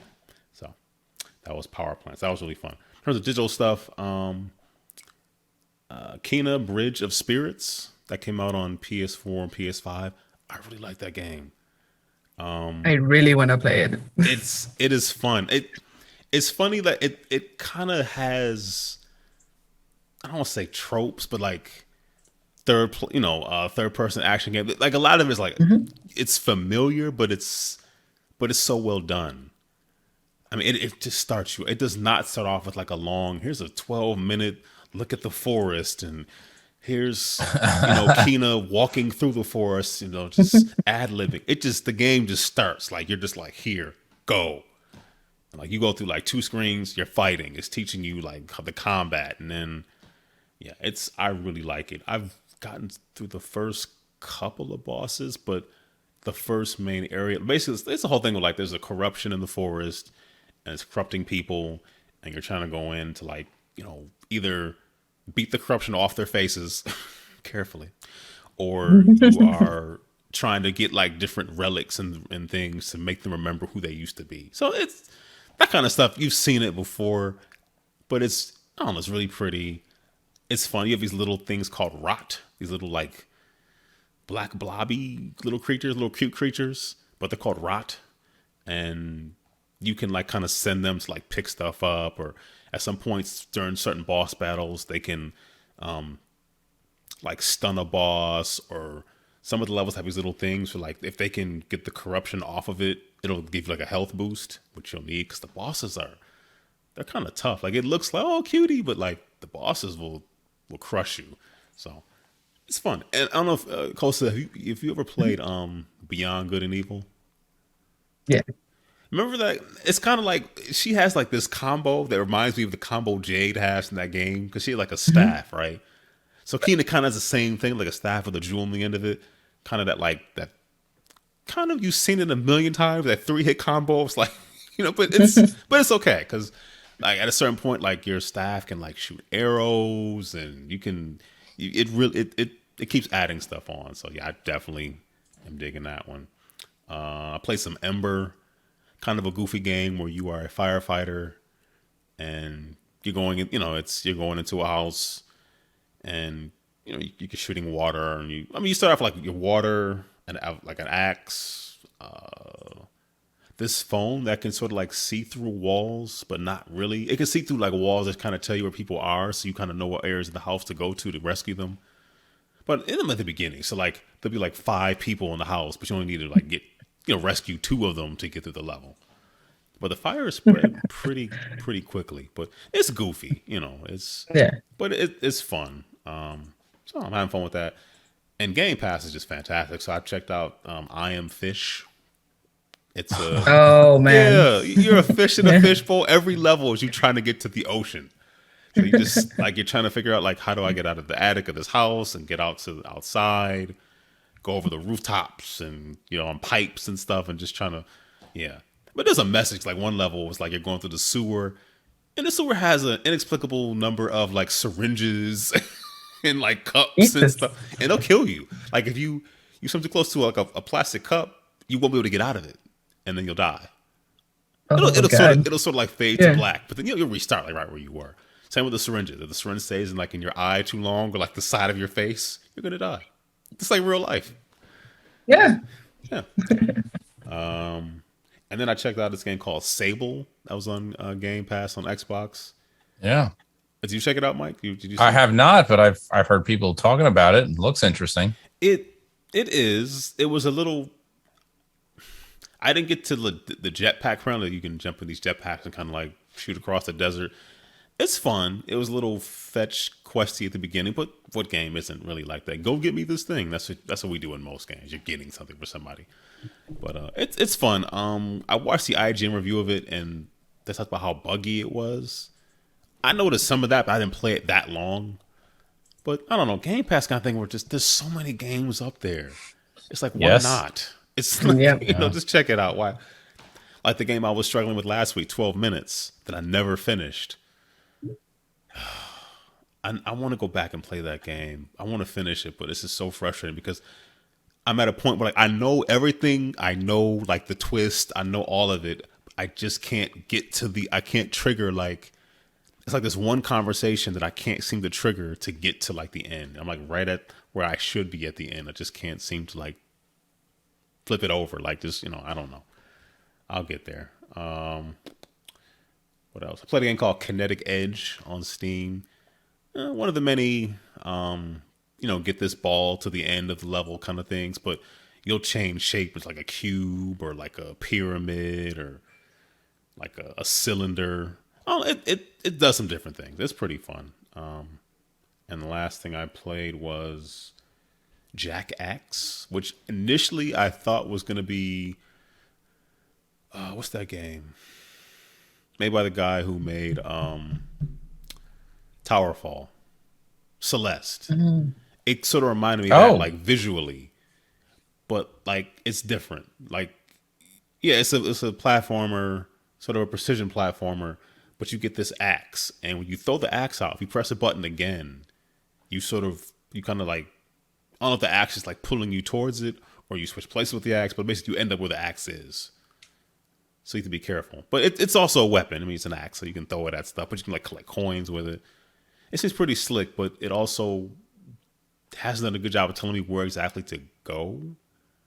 But there's only so many places you can go. I feel like I didn't really fully complete the area I was in, and I'm in a whole other area. I'm like, well, I feel like I'm missing something, but I don't know. It's pretty fun. So those are games I played. I don't know. Is that enough? Should I play more? Should always play more. Always. I'm sorry. I apologize. Just you, not the rest of us. That's fine. Oh, James said a version of Mario's hat. Yeah, an axe, a hat. They're the same thing. You wear it on your head. Like you do. In terms of news and stuff, there was a Nintendo Direct today. And they announced that Nintendo still exists. They do? I was shocked. And of course, the immediate response after it concluded was, "When is the next Nintendo Direct?" I'm like, they announced 2 more. Oh my god! People are like, "When's the next one?" Like, okay, yeah, pay attention. Exactly. There's the Animal Crossing one coming soon. Yes, and then I'm pretty sure they said that Sakurai has done his final Smash Direct, but he keeps doing them. Yep. That man will never sleep. So yeah, he's gonna announce some other characters. So. After Banjo, I was kind of like, after this, I'm good. I got Banjo Kazooie. I don't need anything else. I'm good to go. So, I don't know. I don't want to run through the list of everything, but I'm just going to talk about a couple of things. If I skip something that was important to you, please jump in. I don't really care about Monster Hunter too much, so I was kind of like, whatever on that one. The first thing that kind of caught my eye was the Chocobo GP. I'm not big on Final Fantasy, but I like kart racers, so I was like, okay. I missed that entirely. I think I joined late because that doesn't even ring a bell. Okay. Yeah, like a Chocobo racer. Yeah. So it's like Sonic R, but with Chocobos. Chocobos and like summons from Final Fantasy and stuff like that. Yes, that's the word I wouldn't have said. I'm glad you said that. I would have said like throwing knives or like sparkly stuff. But like Road Rash. But so basically, like doing Knights of the Round and taking making a 3-minute race take like 14 minutes. Stop doing that, So, one thing that really stood out to me was Kirby and the Forgotten Land. Oh my god! I can't believe it's an actual Kirby game and not some weird thing that they just spin it off from, I don't know, a mobile game or something. Yeah, and not only that, but like it's in 3D. Yeah. The last 3D Kirby game was Kirby 64, if memory serves. And I have that game. I love that game. It is a good game. I played it well after the fact, though. I don't know why I didn't get it like when it came out. I played it years down the road. That looked cool. And my youngest just started playing Animal Crossing, so she was excited about new content. To her, that was, they're new content. I'm thinking, honey, they've made new content this whole time. You just got it like a month and a half ago. But she didn't know. That's fine. Yeah, that's true. And also, they said the word free. So I was like, okay, that one you can get. So it's free. Yeah. So that's all you. So, what else? KOTOR is coming out in November on the Switch. And the kid said, "Why does it look so old?" I was like, "Because it is old." Oh, it is. Because it's very old. But they don't know that. They're like, "Why does it look like it's old?" I was like, "Well, it's like." I thought they had announced that it was going to be a console exclusive to PlayStation, but obviously not. I thought that was a remaster, or I don't know. This is like what they did with Saints Row the Third. Like the Switch gets the slightly up-resed version, and then the other consoles get the completely remade graphics version. I believe that. I think that's the case, but I'm not. Okay, got it. Don't quote me. I'm quoting you. Quote it right now. Please stop. It's on your Wikipedia page. I have a Wikipedia page? I cannot confirm or deny. It's there. And then Dying Light, the cloud version. I've never played one of these cloud games on a Switch. I can't imagine they run that well. No interest. Because they did them in Japan first, but like Japan has like really good internet and is much smaller. I don't know how well that works. And apparently they don't want to buy other consoles other than the Switch for the most part. Yeah, like if you've been waiting to play Dying Light this whole time, it's like... Yeah, I don't think there's too many people in Japan that are like, oh man, I've been waiting. I gotta play Dying Light 2 on the Switch through the cloud or bust. What is life, you know? And you know, I mean, they show more Metroid Dread, and I'll get it eventually. I'm not getting it like day one, but I'm interested. Even though I did you finish the remake of Metroid 2 on the 3DS? I did. Yes, I did. You did. Yeah. Okay. Oh, you both did. So you make me look bad. Okay, good. So I need to. Okay, good. That's why I'm excited. I need to. I miss Metroid so much. So, Kosa, what are your feelings on Prime versus Thieves? What are your feelings on Prime? Let me know. Okay, so like I just don't know if that's even happening at all, because I don't know if you guys remember, like they tried to do a game like that in the past, and everybody hated it. I forgot what console it was on. Other M. Oh yeah. Was it Other M? That was they. Wow, there was so many things wrong with that, but they tried to do a hybrid. They tried to do a hybrid, yeah. A little bit first person, a little bit two-dimensional. You had to but point the Wiimote at the screen, and then you could shoot. So annoying. The camera angle was the worst in that game. Yeah. Like, what am I playing? You can't even shoot properly. Might as well just play Lifeline and tell the girl to shoot. Like, you're kidding me? She wouldn't shoot anyways. And the whole premise was so sexist of like, you're telling, I mean, I was never in the military, but I do understand the idea of what chain of command is. But you're telling me this woman who has been a bounty hunter for all these years is waiting for this person by herself for this person to tell her to use weapons she's already equipped with. Why? You can now use your missiles. Why would she wait for somebody to tell her that? Yeah, it's. I'm. That's why I'm conflicted. I don't know what they're doing with it, and they haven't really. Well, besides, you know, Retro's working on Prime 4. They announced it. They just haven't seen anything. Anything. That's what scares me, right? Like it's been so long, and we haven't seen anything other than the name. You get me? Yeah. And who's working on it? So it's kind of I don't know. I have mixed feelings. Okay, it'll depend what they show up. Okay, I'm gonna say something. It might make you feel better or make you feel worse. Okay. Bayonetta 3 announced in 2017. I know. Coming out next year. That's 5 years. I know. That's nuts. So when did they announce Prime 4? Just add 5 years. It has to be. Just add 5 years. That's true. That's true. So 2030. I don't know. That's more than 5. But God. Yeah. So that's the only part. It's just been too long. They haven't. There's nothing, unless they do like the Bayonetta thing. It's like, oh yeah, we're working on it, and then it's like, oh, here it is tomorrow. Excuse me, sir. Calm down. In the eShop right now. Yeah, in the eShop right now. Nintendo, surprise please. to us. Yeah, Christmas again. We'll see what happens. But yeah, you're right to be concerned. You're right to be concerned. Yeah, I am definitely concerned.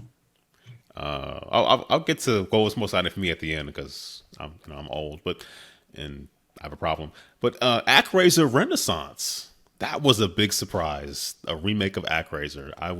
Did not expect that at all. Yeah, I never played that. Okay, I remember renting that for the Super Nintendo back in the day. it's a fun game, but it has phenomenal music. It did have good music. The sequel was awful, but yeah, I mean, basically back in the day, Actraiser was really cool because it was like you got to play. Mike, I wouldn't say like Populous, but you got to play like a. It felt like Populous, like a world building mode. You're a deity controlling the towns and the people, and I mean, you don't control the people directly, but you like build and like allow them. It's like Sims like, yeah, in a lot of ways, like old school Sims, yeah. But that was the part of Actraiser that I was like, I'm going to do this one time, and then I'm going to unlock professional mode, which was just play the action. And I did that for years and years and years until my battery died. And then I was like, I can't just play the professional mode again. But I really did enjoy. It was refreshing. There was nothing quite like that. Like you were swinging a sword at like a bat and it's blowing up one level, and then you're like building a town. So it was unique. So I didn't own it. I would just rent it every now and then and make a little more progress, I guess. I don't know. Okay. But I didn't see that one coming. I did see a lot of like old school people go nuts about it. Like they never expected that even coming at all. Yeah. So I'm like, I don't even know what that is. Oh. Well, they said, excited. I have no clue. They said you could swap between the new and the old music, but it didn't say anything about the graphics, which means to me that it's the new 3D, polygonal graphics, and that's it. But you can listen to the old tracks, which is still cool. Yeah, that's still pretty cool because they're pretty awesome. So if I like, I mean, I generally like when I think it's done to my satisfaction anyway, like remakes of old video game classic tracks. But if I think it's not done quite as faithfully as I would have tried to make it, I would rather just listen to the original. Or we record it in your own home. I mean, whichever comes up first. Yeah, if I had the skill, I'd, just pick up that bassoon and get it done. Hum a tune. So, yeah. Oh, I just got anyway, Mike J just texted me just now. Here's the price. Apparently, Actraiser is $30. Yeah. What? That's 20. I can wait. I'm sure. Yeah. What'll probably happen is I'll wait until it's on sale, and then they'll just delist it. That'll be the end of that. Will. Yeah. $30 is kind of steep. Yeah. I'm sure the original cartridge, even if it's loose, is worth a lot more than that. But I don't even know. I don't own the cartridge now. I don't think. I still have. Well, what was the studio that made a game that was clearly inspired by it? Something with an S. Soul. Something.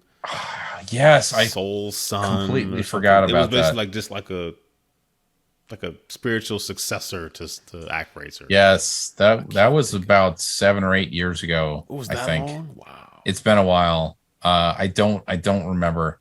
But yeah, a loose Actraiser cartridge is about $60-ish. Oh wow. Factory sealed, $2,000. Jesus Christ. Okay, Kosa, get 2. Get 1 for me. So it's somewhere in between those two numbers, depending on the quality of your what you have. Emulation. Quality of your wallet. Oh yeah. Speaking of wallet, when they made this announcement, it was fun. I was watching it with my 2 youngest. I threw my wallet at the screen. Now we all, a couple of weeks ago, the rumor was Game Boy games are coming to Switch Online service. Then it switched over to N64 games, and I tried to go into these directs thinking, just being a pessimist, like they're not going to give me what I want.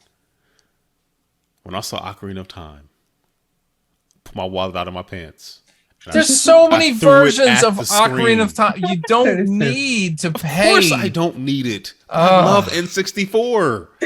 Of course I don't need it. I own all those games. Yeah. They're on the shelf right there.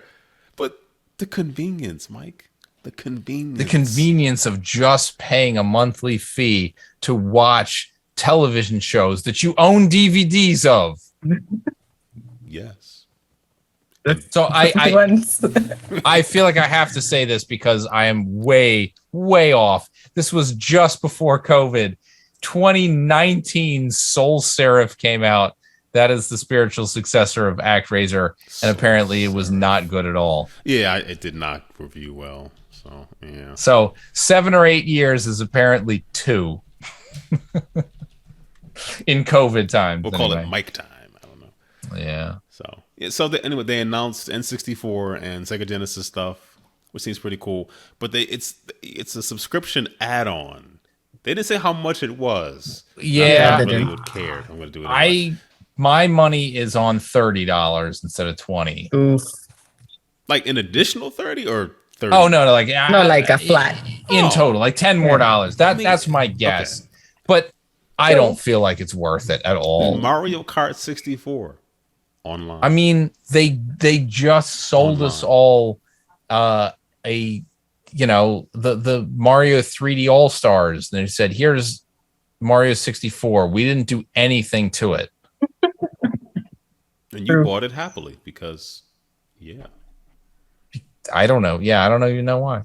But the wireless N64 controller, if it is up to the same standards as their original, brand new, that's not bad. That's not bad. I would really dig if they had an option to plug in a cable in the back of it that plugged into an actual N64, and you could just essentially buy brand new original N64 controllers from Nintendo in 2021 or 2022. That would be awesome. I would buy multiples of that just to have them. If I can replace this Retro Link, this one is fine. I mean, it's a USB N64 controller. I use it frequently on my PC, even though I own a bunch of N64 controllers and a bunch of games, but I would love able to use it on my PC. You know, it's going to be Bluetooth, right? I mean, why not? So hopefully that works, but we'll see what happens. $50 is kind of steep. It gets even worse if you think about a Genesis controller, a Genesis controller for $50. Yeah, 3 buttons. 4 buttons, including the start. Yeah, the original Genesis controller. Like you can get. Why would I not do 6 button? Yeah. If the same reason when the Genesis Mini came out in the US, they're like, oh yeah, we're gonna give you the 3-button controller. But in Japan, they're getting the 6-button controllers. You know, I never bought it. I did, and then I bought the standalone 6-button controller options, which the best part about it is the mode button on those 6-button controllers brings up the menu in the Genesis Mini. Oh, that's which is so much better than holding a weird button combination for like 2 seconds when you're trying to do save states and stuff. So that was precisely how I played through the original Sonic on the Genesis Mini using save states, because hitting the button it I cheated. That's just what I'm trying to get to. Oh, today? I mean, it is. It's cheating, in the but I don't care. Here, so yeah. No, I don't care. It's not like I said my my Guinness Book of World Records score was unadulterated or whatever. It's just no. I played through the game. I saw the content. You're the Billy Mitchell of this show. No, I'm kidding. I'm sorry. Oh my God. Where's my hot sauce and American tie and mullet? All 3 of them. Oh, I'm sorry. I do have the mullet. I have the mullet these days. Is this by choice, or is this like an accidental mullet? You stumbled upon a mullet. You woke up, I have a mullet. Look at that. I tripped over it, and then I picked it up and put it in my satchel. It was Billy Mitchell's. Well, as long as it's not your own mullet, I guess we're good. So. And then I took his American tie and made sure to extract some hot sauce from him. Okay. Don't ask any questions. All right. Hot sauce extraction. So that's kind of it. I guess the last piece of news I just saw it on Twitter. Apparently, Crystal Dynamics is working with the Initiative on the new Perfect Dark game. So I'm even more interested in that. So I don't know if that means like they were in trouble or I'm not sure what that means, but Crystal Dynamics, that's a good team. So it's a good team. Yeah. You could not say anything that would get me interested in the new Perfect Dark game. Wow. It doesn't matter. Okay. You'd be like, oh, it's like the original. Like, wow, I'm less interested now. It's like the 360 game. Absolutely not interested.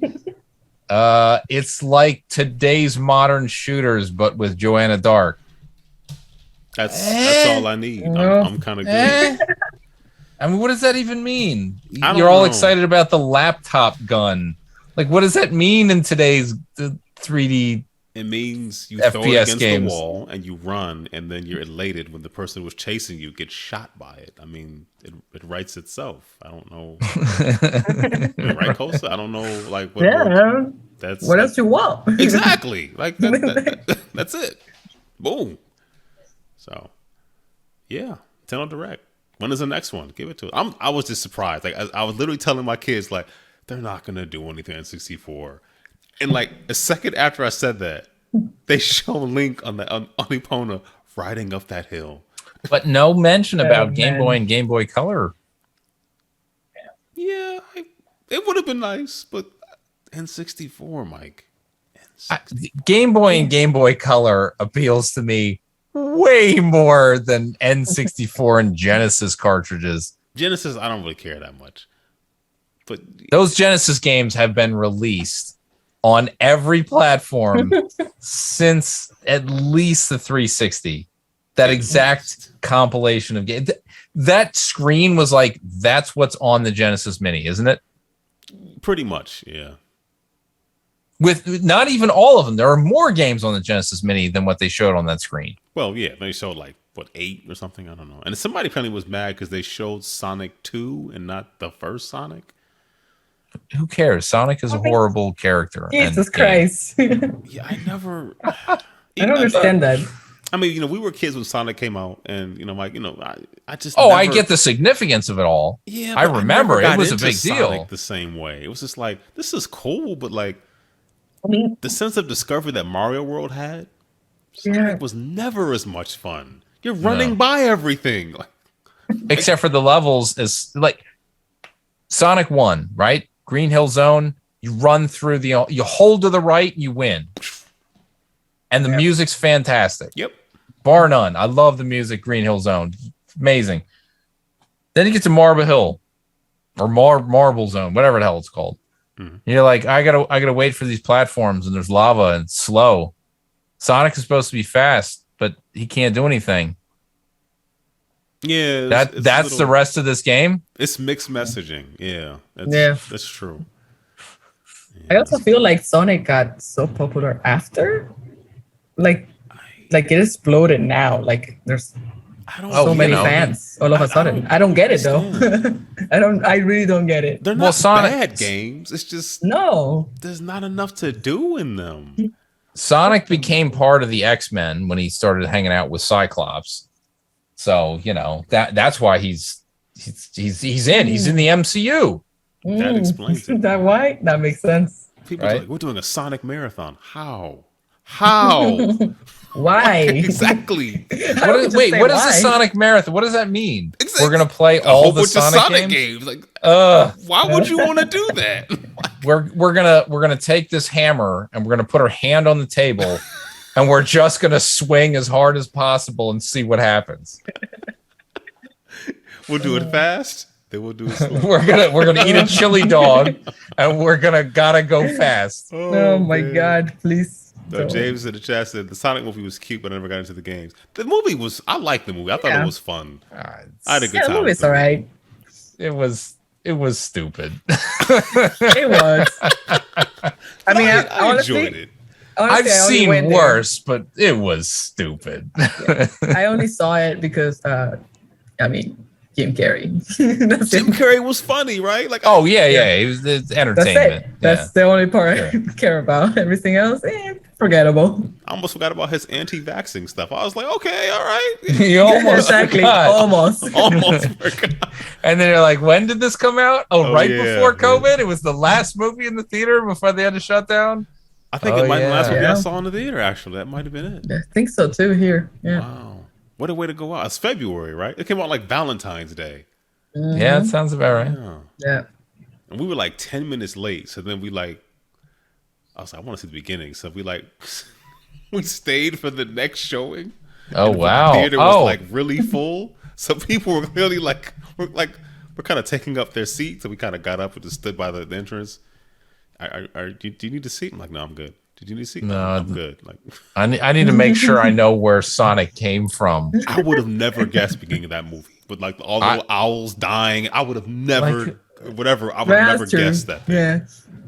See, I haven't been to like it's been a long time since I've been to a theater at all, but the last few years of going to movies, I feel like there's at least 30 to 45 minutes of previews. Oh yeah. Like you got to be real late to actually miss any of the movies. Oh, it was horrible traffic. Like it was awful. So you should have gone fast and ate a chili dog. Mm-hmm. Okay, we have to end the show at that point. Yeah, that's it can't get any worse. Just turn it off. Like we're done. Just rip the cables out of the computer. We're done. All right, we're finished here. All right. Yeah. Kosa, this is the end of the show. Any shout outs or plugs, all those kind of things? Anything you want to mention to folks on our way out here? I don't have any plugs right now because I didn't write them. But thank you for having me on the show. I really appreciate it. I'm always available. If you guys need to fill in a spot, I'm always here. Good to know. You might regret that. True. Don't say what you don't mean, just in case. He asked me again. I mean, yeah, I play games, but even board games, but still, No, it's always a pleasure. I'm sorry. It's been so long. We did go on a bit of a hiatus last year. About a half a year. Yeah, we did. Yeah. Sometimes life just makes it hard to. Sometimes just COVID, Yeah. Sometimes it's really hard to when things are going crazy, even if they're not going crazy personally. Yeah. It's is it really a priority that we get in here and talk about video games and board games? I don't know. But sometimes it's good. Yeah. Sometimes it's good to just therapeutic. Yeah, it can It's be therapeutic. Yeah, I think so too. Yeah. It's always good to come back. Yeah, I kind of missed that when there was a bunch of people that I used to follow on Twitch just to watch them and try to get entertainment, right? Try to forget a little bit because you just need a break sometimes. And seeing all these people in the same boat as you are, it's just kind of ouch. You get me? We're all in the same boat. People are not being entertaining because it's messed up out there. So it's kind of wanted escapism, but it's but I got realism and I'm like, what do I do? I'm reading books now. I'm gonna be humming what depresses me for the next 2 hours. You're like, I'm here for escapism though. I don't know. Yeah. Doesn't help me. Yeah, exactly. I was like, ooh. And then they went on break too because it happens. Yeah. Life. It's life. Yeah. COVID. Yeah. Well, you are. I guess you said you're married now, but you're having a wedding in a couple of weeks. So hopefully everything goes as planned. Yep. Hope so too. Yeah. And that's good. Yeah. That's good. And then now we can give you tons of advice on the show. We spent half the show about this marital advice. Nice. Generic things aren't really helpful. Free never counsel. go to bed angry. It's it'd be nice. Stay up for years if necessary. Oh my God. Die of sleep deprivation. But don't go to bed angry. I love those things that they do. It's kind of funny to me because our wedding is going to be completely not what people expect it's going to be because we're completely not conventional at all. We're playing Sonic. We just, and I even told them, I'm like, my ceremony is 30 minutes. I don't give a shit. That's it. That's all you get. Move on, party, alcohol. That's what I want. Let's go. Food, please feed me. I'm going to be starving. So please just feed me. So it's just gonna be funny to see like people react and stuff. 30 minutes. I already told. At the 29-minute mark, you just yell out, shout outs, plugs. Yep, exactly. Wrap it up. You got 60 seconds, whatever you need to say. Exactly. We got Sonic on the game bus here. Let's get in there and play it. You were serious. Yes, about Sonic. We're doing a marathon. So that sounds nice. So yeah. But you will go to bed angry at some point. You probably have gone to bed angry already. I mean, we all have. We already did. Exactly. It's going to happen. Yeah, and then everyone's like, "Don't do that," and I'm like, "Why not? I won. I'm angry, so it's done." Even though I won, like, you know what I mean? I'm still angry though. We're both angry, so in that way, we're kind of like unified. Yeah. Think about it doesn't make for restful sleep, though. I'll say that. It doesn't. But I don't think there's any way to rectify that. But at some point, you just go, you know what? If you have a solution, let me know. Valium. Okay. Okay. That kind of. Gotcha. You're gonna say like Sonic, but whatever, whatever works. No, he's too fast. The heart rate increases. Hard to fall asleep. Gotcha. Unless you're bored by incredibly fast hedgehogs. And they're not really all that fast. So go figure. They're really not. Yeah. Where do they get that from? Anyway, Mike. Of course, as I always do, encourage anyone who's eligible to donate blood, and if you have any pets, to have them spayed or neutered. And I guess in light of recent events, I say specifically so that those pets that exist, that they have the best opportunity for the most loving and caring home that you can provide them. And there's only so many households to go around in that respect. So doing what we can to ensure that there's as close as we can get to the right number of furry friends who are going to be our lifelong companions. That's what it's all about.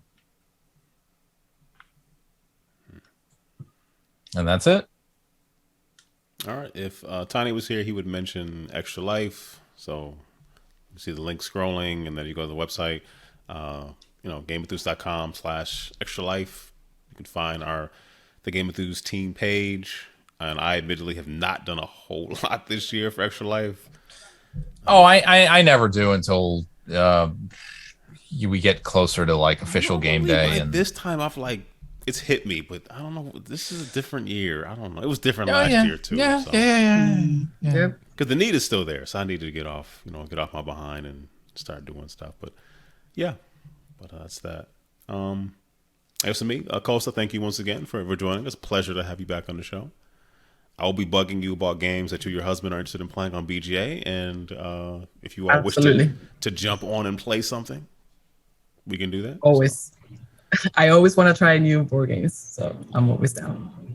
Yeah. So boardgamearena.com. Yeah, I saw it and I already marked it as favorite. Awesome. So thank you, listeners. James and who was on earlier? I shouldn't do this, but I'm doing it anyway. So Mike J was on for a hot minute? Or no, that was a text. That was a text, but there was some I can't find it in chat. But you know who you are. People who jump in and watch us do this live, we appreciate you asking questions, making comments. It makes for a better show. And we do appreciate it. You want to leave us feedback, you can always email us at podcast@GameEnthus.com. Leave us a voicemail at 202-573-7686. Thank you, James. It was at Canedell. So thank you, Canedell, for joining us as well. And we're gonna jump off live right now. We're spend the next 20 minutes cajoling Mike into caring about Perfect Dark. So there we go. Save your breath. Save the clock tower. That's a home. Save your breath. And the clock tower. All right. So that's going to do it for us. And Lord willing, we'll be back next week. And James, I did add you as a friend on BGA. We should play something. So, yeah. Have a good night. Peace. Peace.